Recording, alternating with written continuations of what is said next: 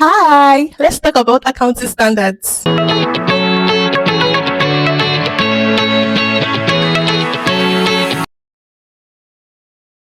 If I asked you to choose between these two phones, which one would you choose? Obviously, I don't even need to hear your answer. I already know you're going to choose the smartphone. Why? Because things have changed. Technology is now advanced. And with a smartphone, you can access social media, you can video call, voice call, WhatsApp, so many features. Things have improved. Oh, you see this one? Can't really do much. However, this phone was the happening phone years ago. Only big boy and big girls could actually afford it. But things have changed. And that was what happened with financial reporting. IS1, which is the standard that guides the preparation and presentation of financial statements, was the standard that companies use to prepare their financial statement and communicate information with the users of their financial statements. But complexities came about and users needed a better structure to be able to understand the financial statements and compare companies easily. That was why the IASB came up with IFRS 18. April 2024. That was when IFRS 18 was issued. But it will be mandated and become mandatory for annual reporting on the 1st of January 2027. So I'm bringing you this ahead of time, right? Does this mean that IS1 was a bad standard? Of course not. IS1 actually saved us for decades because it helped us to present and prepare information. But we need a better structure and we need to present and disclose information in a better pattern. So what were the changes that IASB made to IS1? Let's look at them one after the other. Yeah, welcome to episode 4 of Synopsis of Accounting Standards, and today we'll finally be talking about a standard. Yes, finally, right? So episode 1 will be saying welcome to Synopsis of Accounting Standards, we'll talk about standard, but finally we are now going to talk about our first standard. Wow, this is a huge milestone, right? So we're going to be talking about IFRS 18 today, and the reason why I started with the foundation in the first 3 episodes is because the foundation is very important. I can't just go and start telling you this is what the standard is about and then you don't even know how they all started, right? So those first 3 episodes are equally important. So now the story has taught you a lot, so let's talk about those changes one after the other. The first change they made was the name, and that's why you see that naming ceremonies are not joked with at all, because the name is very, very important. And then have you ever wondered why some standards are IAS, like you have IAS 2, IAS 16, and some are IFRS, like you have IFRS 2, IFRS 18? Have you ever wondered why? Yeah, answer in the comment section if you know the answer. Pause this video and go to the comment section and answer. But if you don't know, well, the simple, remember I just in episode 1 that IASB took over from IASC in the year 2001, and when IASB took over, they actually created new standards and replaced some old standards. So whenever you see a standard that has IFRS in front of the number, that means that standard was actually created by IASB. Well, now you know. So that's why you don't have IAS 18, you have IFRS 18. Even when you see IFRS before, it doesn't mean that this is a new standard or a standard that was replaced by another standard. And that's why you have IFRS 16 for leases instead of IAS 17. No, it was replaced. So that's the first thing they did. They changed the name to IFRS 18 from IAS 1. Another thing again they did was that they expanded the objective and the scope. IAS 1 covered presentation of financial statements. IFRS 18 now covers presentation and disclosure. So we're not just concerned about presentation, disclose that information. And that also brings us to our third change, the material information. Now they're emphasizing that you actually have to disclose material information. Another major thing again was the aggregation and disaggregation. So let's have an example. Let's say utilities. You have your rent, your water expenses, probably electricity. You can classify all of this under utilities, Abby. So that's what we call aggregation, adding everything together. Now, disaggregation is saying that don't add it together, just arrange it as individual line items. So in this case now, IFRS 18 is actually emphasizing it. They're saying that if nothing is to be added together, why are you adding it? You know that if they don't do that well, that means it's going to actually affect the decision making of the users, because the information is not going to be reliable. Does that make sense? Imagine adding something that is not supposed to be under utilities and adding it under utilities. That's like lying. Alright, so another change again that was made, or let's say emphasis, was on offsetting.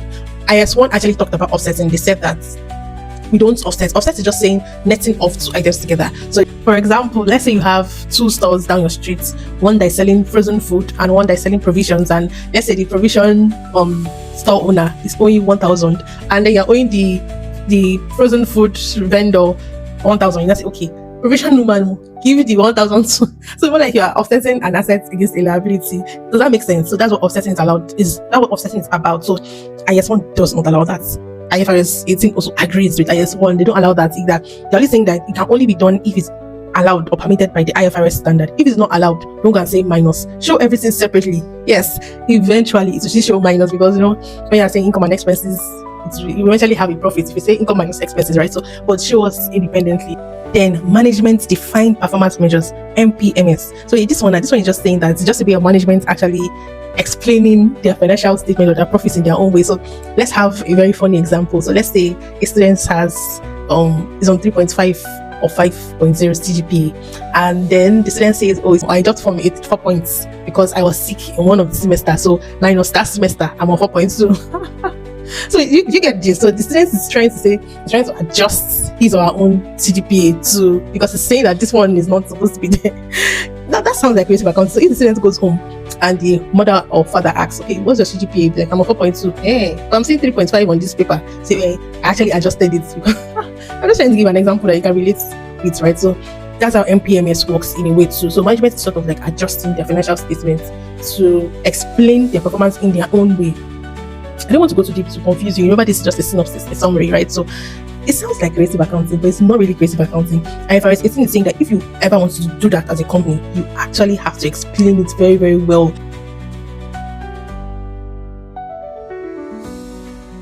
So the first major change that was made was that expenses and incomes are now categorized. Now, before, you just have gross profits, put all your incomes, less your expenses, get your net profit. Is not that way anymore. You have to categorize each of them together.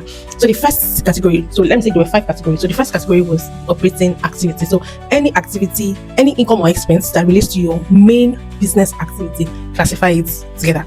So let's imagine that, let's say the company is a baking company, is a bakery.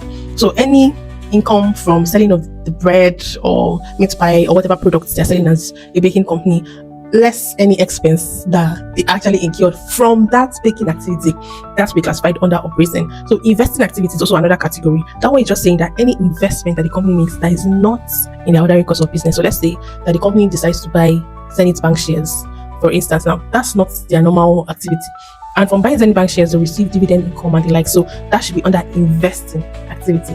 Then financing activity, of course, the company needs to be financed in one way or the other. It could be debt, it could be equity. So now any income and expense relating to raising finance, let's say you're paying interest because you raised a debt finance or you issued debentures, now that will be under financing activity. Then you also have to have a category for income taxes. So any tax expense or tax income, you should actually put it together. And finally, you have to have a heading or a category for discontinued operations. So there are some situations whereby the company would say, you don't feel like doing this business anymore, or you want to classify this asset as held for sale. That's according to IFRS 5. So in that case now, put everything together as well. So that's 5 categories: the operating activity, investing, financing, income taxes, and discontinued operations. But caution is to be taken, because the nature of the business determines.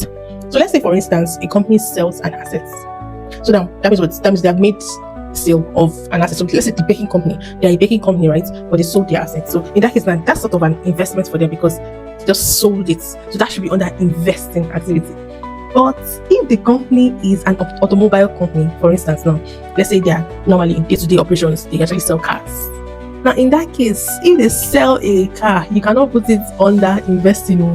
It's going to be under operating. So always know what those categories mean. Don't just cram it and say this one is under. No, operating should be their main course of business. Investing is any investment that is not their main course of business. Financing is any income or expenses that relates to raising finance. Then income taxes is tax expense or tax income, and discontinued operation is any part of the business that was sold or held for sale, any non-current asset held for sale. So once you understand what these categories are, you'll be able to know in case the question comes and it's tricky. Another major change that was made to the statement of profit and loss account was the mandatory subtotals. So IAS 1 was very flexible. Just give us the net profits. Once you just know what's the profit before tax, what's the operating profits. But IFRS 18 is saying, no way. There are some subtotals that you must show. Therefore, the first one is operating profits. Tell us your profits from your operations. Then tell us your profits before financing and income taxes. You want to know, okay, before you actually considered income and expenses from financing, let's say issuing shares or issuing debentures and paying tax, what was the profits you actually had? I know that will be what's the profits from operating plus the one from investing, right? That will be what you have. So let's now know what you actually got. Then you also have to show your profits before taxes. So that means in this case now you will have removed your financing. And finally, you should show your profits from continuing operations. So what was the profit you actually had from the operations that are still ongoing, not the ones that are discontinued. So these 4 subtotals must be shown. Then we have the analysis of the operating expense by nature or by function. So IAS 1 actually allowed this. By nature is just saying that what type of expense is it? Is it an expense that is for salaries? Is it an expense that's for depreciation? Is it an expense that is for electricity? So what type of expense is it? By function is saying for what purpose was this expense made? Like now, for instance, administrative activities, distribution. You have your SG&A, you're selling your, you understand, your administrative and you're selling distribution expense. So that's what by function is saying. So now think of it like this. There are mandatory categories, like there are 5 categories, right? So you have your operating, investing, financing, income tax, and your discontinued operation. So under that operating, they're not saying that you have to now classify the expenses under operating again, just operating. So if you want to use by nature, you want to use by functions, but it's not like you can just say, I feel like using by nature, I feel like, no. You actually have to choose the one that would clearly communicate your business operations and obviously help the users to make better decisions. So if you're using by nature, you classify by nature. If you're using by function, you classify by function. So that's sort of like an additional categorizing of expenses in that case.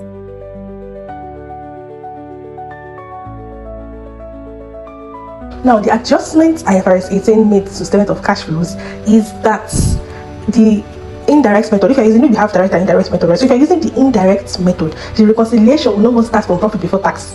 Previously it was profit before tax that companies were using, but now that operating profit is now a mandatory total, right? So you're going to start reconciling from operating profit. So if you look at the image on the screen right now, you'll see that we had operating profit, we started adjusting on cash items, then all the increases, the decreases, and all of that. So you adjust from the operating profit. And dividend paid, interest paid, they said it's going to be under financing, while what dividend received and interest received, that one be under what investing activity. But apart from this, it was largely the same. This was just like the changes that they actually made.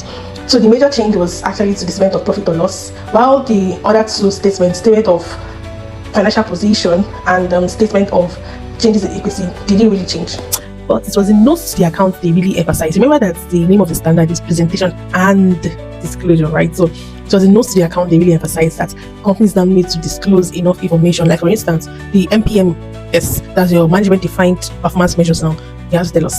And then if you're using nature or function for your operating category too, you have to also tell us. So essentially just, let's say, demanded better disclosures. And so from the story, you will have observed that IAS 1 was the foundation. So IFRS 18 did not just come to eliminate IAS 1. No, it's actually built on some of the principles that IAS 1 actually laid down. We just emphasized some, changed some structures, and there's some similarities, a lot of similarities. Like for instance, they apply to general purpose financial statements, and that's a financial statement that is prepared for external users like investors, lenders, creditors, and they also would aim to provide information for decision making.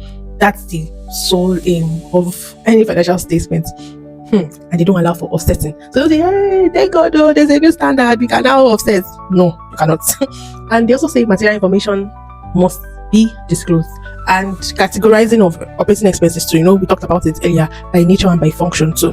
They also allow that as well. So you can see that there's like a lot of similarities. Even everything is still the same. Like you still have your profit or loss account, your cash flow, your statement of changes in equity, financial position, statement of financial position, you still have it. Just that the structure changed, especially for the profit or loss. It's like IFRS 18 was really ready, like he prepared for that profit or loss account, because look at it, like it didn't really change anything in the others. It didn't even change anything in the others. The major changes were on the statement of profit or loss and other comprehensive income. So that should tell you that there was so many manipulative techniques that were used by companies there. So well, hopefully this would be changed. So now if anybody is saying, do you know about IFRS 18? You say yes. Now let's talk about IFRS 18. Let's talk about accounting standards. Yeah, so we'll take more standards. We'll talk about a lot of them. Chill, relax atmosphere. 5 plus 5 is equals to 100. X plus Y is equals to Z. We don't want that. Let's just understand the standards, the basics of all these accounting standards. So make sure you try the quiz at the end of this video. Drop your answers in the comment section, drop your scores. If you have any question or if you have any standard you would like me to create a video on, you can let me know in the comment section. I'll see you in episode 5. Bye.